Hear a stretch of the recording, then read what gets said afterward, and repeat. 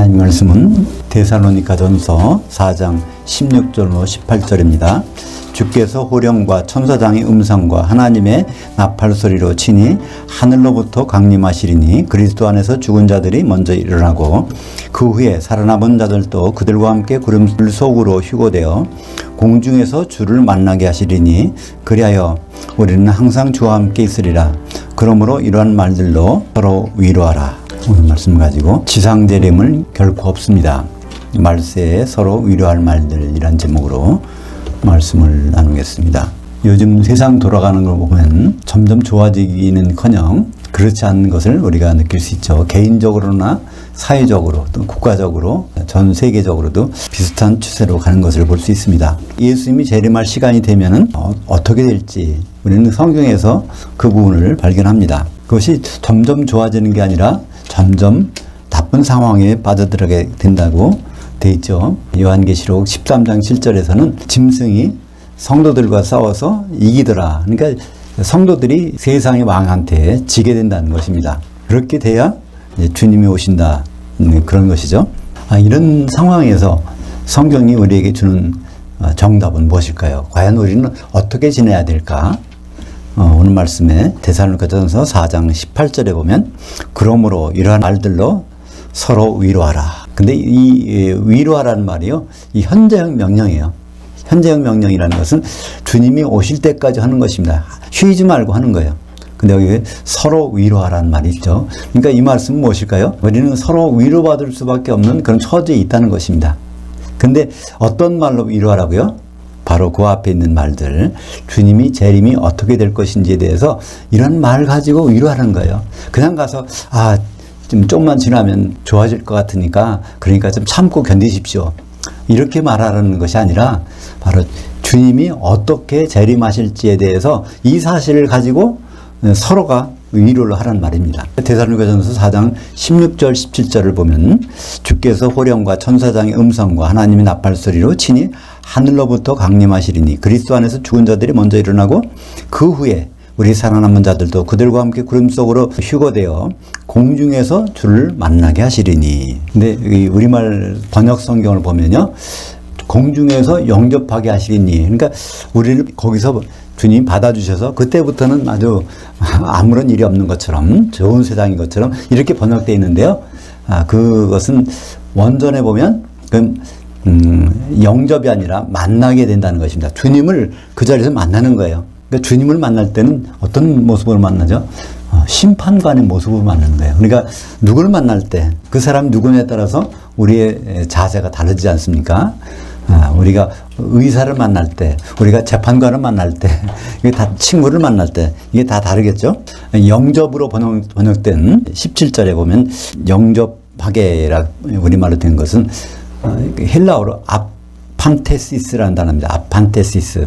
이것은요, 길 가다가 이렇게 우연히 만나는 거예요. 그 만나는 사람이 좋은 사람일 수도 있고, 나쁜 사람일 수도 있고, 강도일 수도 있고, 또 이제 구원자일 수 있고, 그런 상황에서 만나게 되는 것입니다. 그러니까 우리는 주님을 만날 때 그저 좋은 생각으로 만나는 게 아니라 그 자리에서 무슨 일이, 중요한 일이 있다는 것입니다.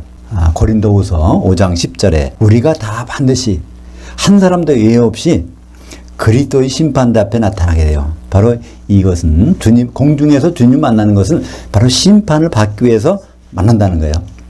각각 선악간에 그 몸으로 통하여 행한 것을 따라 받으려 합니다. 그러니까 뭘 보시냐면 그 몸, 예수 그리스도의 몸, 교회 생활에서 어떤 것을 행했는지, 선을 행했는지 악을 행했는지 그걸 보시겠다는 것입니다. 여기서 선하고 악하다는 것은 우리 인간 세상 일이 아닙니다. 그죠? 도덕적인 선악이 아니에요. 하나님 보시기에 선한 일을 했는지, 하나님 보시기에 악한 일을 했는지 이것을 보시겠다는 것입니다. 그러니까 교회는 어떤 존재죠? 에베소서 5장 31절, 2절에 보면 교회는 바로 그리스도가 오셔서 결혼하는 신부가 될 입장인 것입니다. 그러니까 예수님을 남편으로 생각하고 기다리고 있었는지, 그렇지 않으면 다른 분으로 생각하고 대우했는지 그걸 보시겠다는 것입니다. 그래서 예수님을 남편으로 생각했다면 거기서 영접을 받을 것이고, 그렇지 않다면 거기서 공중에서 추방이 되는 것입니다. 바로 주님과의 만남은 그 다음에 어떤 일이 있죠? 혼인이 있어요. 주님과 혼인하는데 적절한 준비했는지, 주님과 혼인을 했는데 아무 준비 없이 거기 와 있는지, 그것을 심판한다고 성경은 분명히 여러 군데서 말씀하고 있습니다. 그러니까 우리가 주님을 만나는 장면을 요한계시록에서 생생하게 우리에게 모습을 보여주고 있어요. 요한계시록은 앞으로 일어날 일들, 분명히 일어날 일들을 미리 보여주신 것입니다. 거기에 1장 10절부터 13절까지 보면 주님이 성도들과 어떻게 만나는지, 성도들을 개인적으로 만나시는 것이 아니라 교회 한가운데에서 서서 교회를 맞이하십니다. 한번 볼까요? 요한계시록 1장 10절부터 13절까지 중간에 생략하고 읽겠습니다. 내가 영으로 주의 날에 있었더니, 이것은 바로 주님이 하시는 날이 있었더니 내 뒤에서 나는 나팔 소리 같은 큰 음성을 들으니, 여기 나팔 소리가 나오고 큰 음성이 나와요. 이거 어디서 들리는 거죠? 바로 오늘 본문에 데살로니가전서 4장 16절에 있는 거 아닙니까? 주께서 호령과 천사장의 음성과 하나님 나팔 소리, 이것이 바로 요한계시록 1장 10절과 13절 사이에 이게 다 들리는 거예요. 그러니까 이곳이 바로 어디냐면 주님이 셋째 하늘에서 공중으로 오시고 또 교회가 거기 올라가서 만나는 그 장면, 그것을 설명하고 있는 것입니다. 그 음성을 알아보려고 돌이킬 때 7 금촛대들을 보았는데, 이 요한계시록에서 촛대라는 것은 교회죠. 그 촛대들 한가운데 인자 같은 이가 발에 끌리는 옷을 입고 가슴에 금띠를 띠고, 그러니까 이 발에 끌리는 옷이라는 것은 제사장 옷이죠. 제사장은 재판의 일도 담당했어요. 사람을 재판할 때는 제사장한테 가서 재판을 받게 되죠. 그러니까 재판장으로 서셨는데 여기에 보면 인자 같으시니, 왜 예수님은 하나님이신데 왜 인자라고 여기서 꼭 쓰셨을까요? 요한복음 5장 22절에 보면 하나님이 모든 심판을 아들에게 맡기셨다고 그랬어요. 그 요한복음 5장 27절에 보면 인자됨으로 말미암아 심판하는 권세를 다 아들에게 맡기셨다, 인자에게 주셨다는 것입니다. 그러니까 앞으로 심판은 딱 2번 있죠. 예수님 오셔서 심판하시고 천년왕국 다음에 백보자 심판이 있는데 그 모든 심판은 예수님 하시는 거예요. 그러니까 바로 요한계시록 1장 10절부터 13절 사이에 나타나는 예수님은 인자로서 나타나셨으니까 심판하시는 분이죠. 누굴 심판하십니까? 거기에 올라가는 것은 7개 교회가 다 올라갔어요. 그러니까 모든 성도를 데려다 놓고 심판하시는 모습을 보여주고 있는 것입니다. 이런 장면을 누가복음에서도 우리는 볼 수 있어요.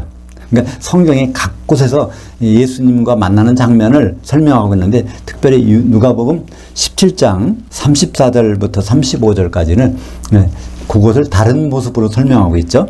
내가 너희에게 이르노니 그 밤에 둘이 한 자리에 누워 있으며 하나는 영접함을 얻고 하나는 추방함을 당할 것이요, 두 여자가 함께 맷돌을 갈고 있으며 하나는 영접함을 얻고 추방함을 당할 것이니라. 그러니까 우리말 번역은 이것이 제대로 안 됐어요. 그러니까 두 사람이 한 자리에 누워 있으며 하나는 데려감을 당하고 하나는 그냥 버려둠을 당할 것이다. 이렇게 마치 예수님이 이 지상에 내려와서 여기서 누구는 데려가고 누구는 버리고 이런 것처럼 번역을 했는데요. 이것은 번역을 잘 못한 것입니다. 거기엔 2가지가 있어요. 영접하든가 추방하든가. 그러면 예수님은 어디로 오시죠? 오늘 본문처럼 반드시 공중으로 오세요. 근데 공중에서 그런 일이 있다는 거예요. 공중까지 성도들이 다 올라갔는데 거기서 그분께 영접을 당하는 사람이 있는가 하면 그 자리에서 추방을 당하는 사람이 있다는 것입니다.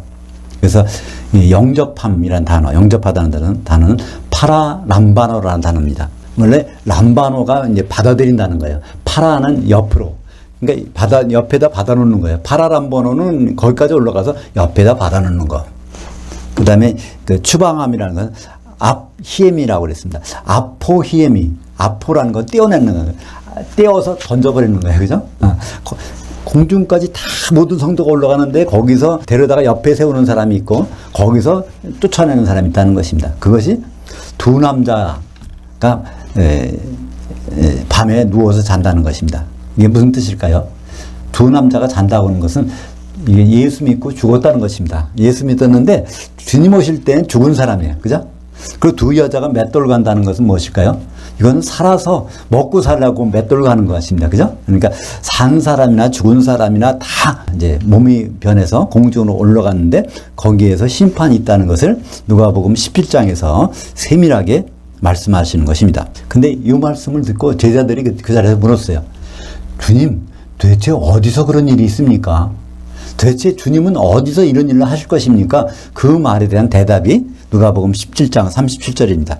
이르시되 그 몸이 있는 곳에는 독수리들이 함께 모임을 당하느니라. 우리 성도들은 뭐로 표현하고 있어요?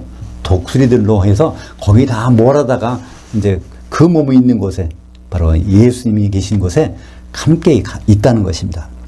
그러니까 여기서 이제 헬라어로 보면 굉장히 쉬운 게 있어요. 공중이라는 것이 무엇인지 아십니까? 헬라어로 공중은요, 아에르라고 그래요. 우리가 이제 영어로 공기를 에어라고 그러잖아요.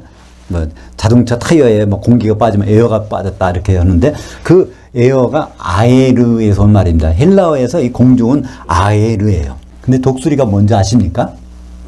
독수리는 아에토스. 그러니까 아에르에서 존재하는 것이 아에토스입니다. 그러니까 우리 성도들은 결국은 공중으로 올라가는 그런 존재라는 것입니다.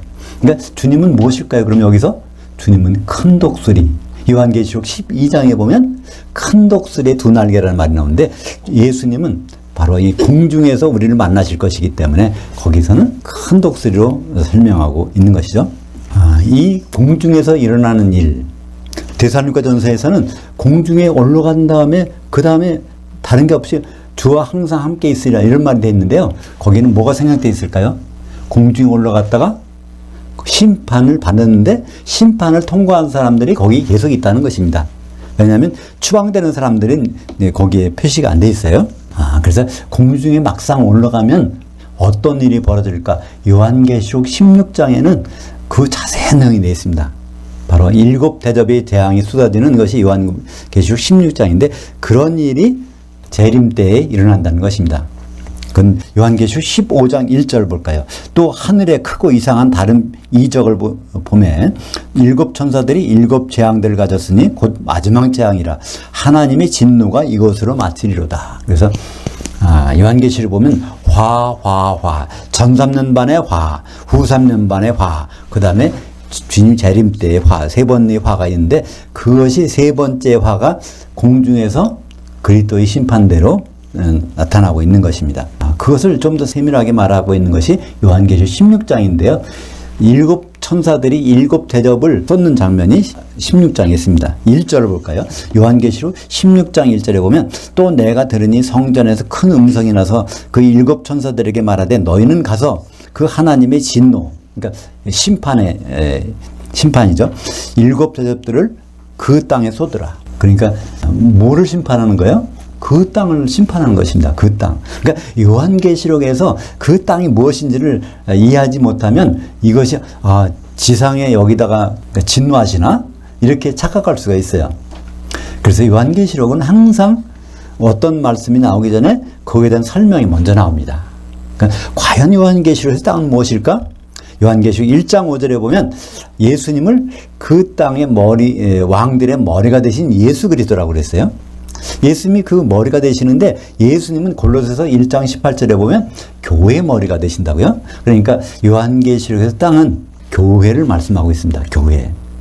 그러니까 요한계시록 땅에 사는 사람들은 누굴까요? 교회 성도들을 말씀하고 있어요. 그래서 그 7 대접을 땅에다가 쏟는데 그건 무슨 말일까요? 7 대접을 교회로 그러니까 7 대접으로 교회를 심판하시겠다는 그 내용입니다. 그런데 거기 대접이 쏟아지는 거 보면 땅에 쏟아지고 바다에 쏟아지고 강과 물샘에 쏟아지고 해에 쏟아지고 짐승의 보좌에 쏟아지고 유프라데 강에 쏟아지고 마지막으로 공중에 쏟아지잖아요. 그죠? 근데 땅에 쏟는다고 그러는데 결국은 공중에 쏟아. 그럼 무슨 말일까요? 그 땅이 공중에 올려다 놓고 심판하시겠다는 거 아닙니까? 그죠? 가끔씩 들어보시죠? 아마겟돈 전쟁. 이 세상 끝날 때는 아마겟돈 전쟁이 있을 것이다. 그게 제3차 대전이다. 이렇게 말씀들 하시는데 그건 바로 이 아마겟돈 전쟁은 이 땅에서 일어나는 일이 아닙니다. 바로 이 공중에서 그리스도 심판대에서 일어나는 일이 바로 아마겟돈 전쟁인 것이죠.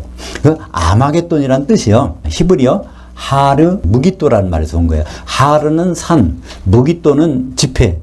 모든 성도들을 함께 모아놓고 거기에서 심판하시겠다는 그 장소가 하르 무기또. 그래서 그거를 헬라어로 바꾸면 아마겟돈이라고 하는 것입니다. 아마겟돈은 이 땅에서 있는 것이 아니라 바로 주님 오시면 심판하신다는 그런 내용이죠. 요한계시록 16장 12절에 바로 그 내용이 있습니다. 그러니까 아마겟돈 전쟁을 일으키기 위해서 두 군데서 사람을 모아요. 동방에서 해 돋는 곳에서 왕들을 모아. 이 왕들이라는 것은 땅의 왕들이니까 성도들이죠. 해 든 곳에서 성도들을 모으고, 또 한편들은 새 영이, 개구리 같은 더러운 영이 또 왕들, 땅의 성도들을 모으는 것입니다. 그들을 한꺼번에 모아놓고 심판하는 것이 아마겟돈 전쟁인데, 요한계시록 16장 12절, 또 여섯째 천사가 그 대접을 큰 강 유프라테 쏟음에 강물이 말라서 동방에서 오는 왕들이 길이 예비되었더라. 우리말에 동방이라고 번역했는데 이 뜻은 해 돋는 곳에서. 성경에서 해가 무엇일까요? 요한계시록 해는요, 예수 그리스도입니다. 해를 옷 입고, 그럼 예수 그리스도를 옷 입고 그런 뜻이죠. 해 돋는 곳에서 예수님과 함께에서 오는 사람들이 있다는 거예요. 근데 또 이 땅에서 이 더러운 영이 데리고 가는 사람들이 있어요. 그러니까 땅에 있는 교회들을 한꺼번에 모아서, 그러니까 선한 일을 한 자와 악한 일을 한 자를 함께 모아서, 그것이 요한계시록 16장 14절. 그들은 귀신의 영들이라 이적들 행하여 온 거주지 왕들에게 가서 그 하나님 곧 전능하신 이의 큰 날에 있을 전쟁을 위하여 그들을 모으더라. 근데 성경에서는요, 땅이 교회라고 그랬죠? 또 다른 단어가 나와요. 거주지란 말이 나와요. 성도들의 거주지도 교회입니다. 근데 성도들의 거주지를 우리말 번역에는 세상이라고 해놨어요. 세상은 코스모스라고 다른 단어가 있는데 이걸 번역을 참 잘못해가지고 우리가 오해를 하게 됩니다. 이 거주지를 모으는데 이 거주지가 결국 어디로 갈까요? 공중에 올라가는 거예요. 예수님은 공중에 오셔서 땅에 내려오는 법이 없어요. 그러니까 심판은 어디서 할까요? 그러니까 심판받으러 가려면 거주지가 올라가야 돼요. 성도들의 거주지, 교회가 올라가는 것입니다. 그러니까 그 말씀이 히브리서 1장 6절에도 나와요. 또 그가 마다들을 이끌어 거주지로 다시 들어오게 하실 때, 2000년 전에 예수님 오실 때는 뭐로 왔어요? 독생자로 오셨어. 외아들로 오셨어요. 근데 예수님이 다시 오실 때는 뭐로 오실까요? 맏아들로 오세요. 맏아들이라는 뜻은 무엇일까요? 하나님의 자녀들이 많이 있다는 거예요. 그러니까 예수님 초림 때는 우리는 하나님의 아들들이 아니에요. 자녀들이 아니에요. 하나님의 외아들밖에 없었으니까. 근데 예수님 죽으시고 부활하실 때 맏아들로 부활하셨기 때문에 우리는 합법적으로 그분 하나님의 자녀들이 다 된 것입니다. 그래서 히브리서 1장 6절에는 예수님이 오실 때 독생자로 오시는 게 아니라고 성경에 분명히 돼 있어요. 근데 많은 분들이 맏아들이라는 단어가 어디 있을까? 성경에 맏아들이라는 단어가 어디 있어? 이런 말을 하는데요. 있어요. 히브리서 1장 6절에 그가 맏아들 이끌어 거기 세상에 다시 들어오게 하실 때예요. 근데 그 세상이 아니라 거주지, 성도들의 거주지로 오신다는 거예요. 그럼 맏아들 이끌어 성도들이 거주지로 오시는데 예수님과 성도들이 만나려면 그 거주지가 이동해야 되겠죠. 우리는 이 땅이 이동한다는 걸 생각하기 힘들어요. 그죠? 근데 우리가 생각해 보시죠. 큰 비행기가 있다고 생각하시면 비행기를 타고 있으면 비행기가 올라가면 같이 올라가잖아요. 그죠? 그것처럼 우리는 주님 오시면 거주지가 공중으로 올라가게 됩니다. 그런데 이제 요한계시록 16장 7 대접이 쏟아지는 마지막 부분이 나옵니다. 우리가 16장 1절에서 뭐라고 그랬어요? 7 대접의 재앙이 땅에 쏟아진다. 그러니까 교회를 심판하신다고 돼 있어요. 근데 16장 17절 볼까요? 7째 전사가 그 대접을 공중에 쏟음에, 이 말이 무엇이죠? 한번 잘 헷갈리기 쉬우니까 잘 한번 생각해 보세요. 7 대접의 재앙을 땅에 쏟는데 7번째 재앙을 공중에 쏟아. 그러면 그 경우가 어떤 경우에 그게 가능하죠? 바로 땅이 공중으로 올라가 있는 거죠. 그죠? 성도들의 거주지, 교회가 공중으로 올라가는 것이 아주 요한계시록에 명확하게 나와 있는데 사람들은 지금도 이렇게 말해요. 예수님 오시면 성도들은 다 교회는 다 들림을 받고 7년 동안 혼인잔치가 벌어지는 동안에 지상에서는 아마겟돈 전쟁이 일어서 여기에서 나머지 이스라엘 백성들을 구해가지고 그들은 이제 심판하러 공중에서 신부들하고 같이 예수님이 내려오신다. 그러니까 예수님은 공중 재림하시고 지상 재림하신다. 이렇게 두 가지를 말하는 분들이 많아요. 의외로 굉장히 많아요. 어떻게 보면 대부분 사람들이 이렇게 말해요. 예수님이 첫 번째는 공중에 오셔서 우리 성도들을 다 데리고 가지만 7년이 지난 다음에 7년 혼인잔치가 7년인데 지난 다음에는 다 내려와서 땅을 심판하신다고 얘기하고 있어요. 근데 요한계시록은 분명히 말씀합니다. 땅에다 쏟는데 마지막 대접을 공중에서 쏟는다고. 그러면 바로 이 땅이 공중으로 올라갔고 땅이 교회고 성도들이 거주지고 성도들은 공중에 가서 심판을 받게 됩니다. 오늘 데살로니가전서 4장 17절에 있는 말씀처럼 공중에서 주를 만나게 하시리니. 그래서 지상에 내려오실 일이 없어요. 우리는 모두가 죽으면은 죽었다 부활하는 이런 몸을 안 입어요. 다 어떤 몸을 입죠? 예수님과 똑같은 몸, 영체를 입어, 영의 몸을. 그 영의 몸을 입고 예수님과 만났는데 모두 지상에 와서 뭐 할 게 있어요? 뭐 먹을 것이 없어서 지상에 내려오겠어요? 그 공중에서 통치하면 되지, 그죠? 예수님과 더불어. 절대로 지상재림은 없습니다. 그래서 그 그리스도 심판대의 모습을 요한계시록 16장 18절에 다시 설명하고 있어요. 번개와 음성들과 우레소리가 있고 또 큰 지진이 일어나 있어 얼마나 큰지 사람이 그 땅에 있어 온 이래로 이같이 큰 지진이 없었더라. 이게 큰 지진이었대요. 큰 지진이라는 뭐죠? 지진이 나면 뭐가 생깁니까? 땅이 갈라져요. 그죠? 땅이 갈라진다는 얘기는 땅은 교회니까 교회가 심판받는 거죠. 그죠? 근데 큰 지진이니까 이게 마지막으로 교회를 심판하시는 거예요. 성도들을 심판하시는 것을 요한계시록에서 큰 지진이라고 설명하고 있습니다. 또한 땅으로 예수님이 오신다는 말씀을 믿는 사람들은 어떤 것 때문에 그러냐면 스가랴서 14장 4절 때문에 그래요. 한번 볼까요? 스가랴서 14장 4절. 그날에 그 발이 예루살렘 앞 동쪽 감람산에 서실 것이요 감람산은 그 가운데가 동서로 갈라져 매우 큰 골짜기가 되어 산의 절반은 북으로 산의 절반은 남으로 옮기고. 여기에 이제 이거 성화가 있는데 이것이 바로 스가랴서 14장 4절에 있는 말씀을 그림으로 그려놓은 거예요. 그래서 요 옆에 있는 곳이. 그래서 이거 예루살렘 동편에 감람산이 있는데 거기로 오신다는 거예요. 그 땅이 갈라진다는 거예요. 그래서 지금 예루살렘에 가면은 제일 비싼 묘지가 어딘지 아세요? 예루살렘 성전 그 동편에 있는 그 감람산에 그 묘지가 굉장히 많아. 근데 돈이 보통 얼마 있으면 가지도 못해요. 거기는 그 수백 년간, 수천 년간 거의 쫙 모여 있으니까. 사람들이 죽으면 어디로 가냐면 묘지를 예루살렘 동편에 있는 그 감람산에다 묻어놓는단 말이에요. 거기가 메시아가 오니까. 근데 오늘 요한계시를 보면 뭐로 돼 있어요?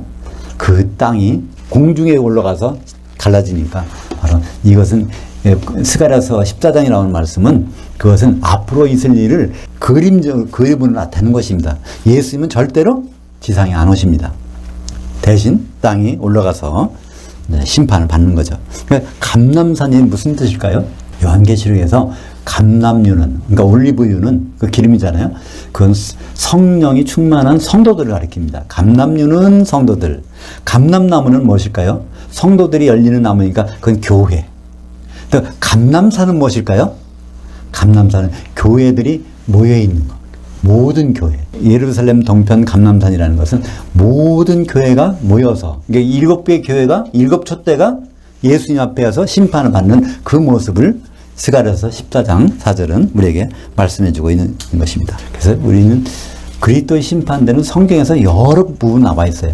열처녀의 비유로 나오고 달란트의 비유로 나오고 양과 염소의 비유로도 나옵니다.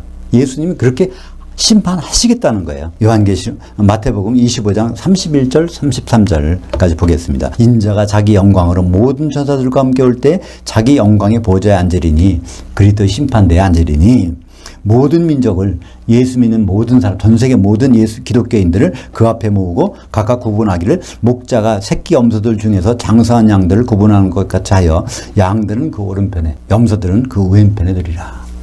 예수님 모두가 예수님의 어린 양이 되기를 바라셨는데 이것이 나중에 뭘 먹다가 장성한 양이 돼야 되는데 새끼 염소가 될 수 있단 말이에요. 그죠? 새끼 염소가 가는 곳은 영벌, 지옥. 장성한 양이 가는 곳은 영생, 천년왕국. 그렇습니다.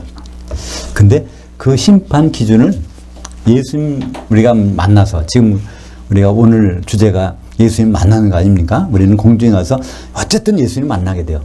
그 말을 가지고 서로 위로하라고 돼 있어요. 어떤 입장에서 어떤 어려움을 당하든지 우리는 위로할 말이 딱 정해져 있어. 예수님을 공중에서 만난다. 죽었으면 부활해서, 살았으면 산채로 변화돼서 물론 만나는데, 그때 예수님 앞에서 뭐 가지고 심판하는지 아십니까? 그게 중요한 것이 마태복음 25장 40절에 있어요. 너희가 여기 내 형제들 지극히 작은 자 하나에게 한 것이 곧 내게 한 것이니라. 예수님이 심판하실 때는 그분 혼자 안 하세요. 누구하고 하실까요? 사도들하고 하세요. 그 말씀이 어디 있어요? 마태복음 19장 28절.